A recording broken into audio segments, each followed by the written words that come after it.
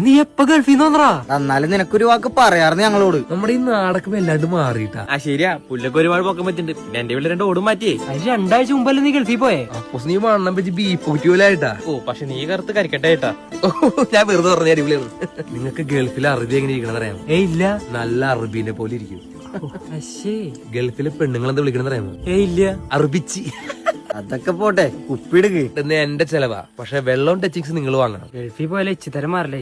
ഇവിടെ എന്താ ചൂടാണല്ലേ? ക്ലൈമറ്റ് ഒന്നും എനിക്ക് പറ്റില്ല. ഗൾഫിൽ പിന്നെ കൊടുക്ക തണുപ്പാണല്ല. കുറച്ചേരം ആയല്ലേ നീ ഈന്തപ്പഴം ഉണക്കണോടത്ത് കാക്കേനെ ഓടിക്കല്ലേ നിന്റെ ജോലി? അതല്ലല്ലോ ഇവിടുത്തെ വിഷയം. നമുക്ക് ചെറുത് നീ വന്ന് അടിക്കാൻ ഒന്നും തന്നില്ലെന്ന് വേണ്ട. സൂപ്പർ മക്ക സൂപ്പറാ. 3 ഒരെണ്ണമുള്ള എല്ലാവർക്കും ഉണ്ട്. ഇനി വേറെ ചെലവൊന്നും ചോദിക്കരുത്. ഇതാണ് ചെലവ്. നീ എന്തിനു തിരിച്ചു പോണേ? ഞാൻ ഇനി നിങ്ങളെ വിട്ട് പോണില്ല. നീ ഇപ്പോഴും സൈക്കിളിലല്ല പണി പോണേ. നിനക്ക് നാളെ ഞാൻ BM എടുത്ത് ശരത്ത് മേടിച്ചു തരാന്ന്. എല്ലാ പ്രവാസികളും തന്നെ വാഗ്ദാനമാണത്. അത് നീ എന്താ കാണിക്കണേ? എടാ ഗൾഫിലൊക്കെ ഒരെണ്ണം അടിച്ച് ഇത് മണക്കണം. അറബിയൊക്കെ ഇതെല്ലാം മണക്കണേ.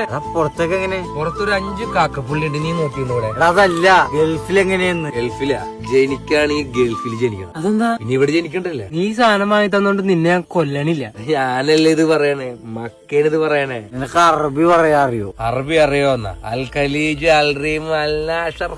ഓ അറബി പറയണോക്ക് പച്ചള്ളമാരി. ഞാനൊന്ന് മുള്ളിയിട്ട് വരാം. അമ്മേ ഒന്നുമില്ല, ഒരു ടൈഗർ ബാമായതാ.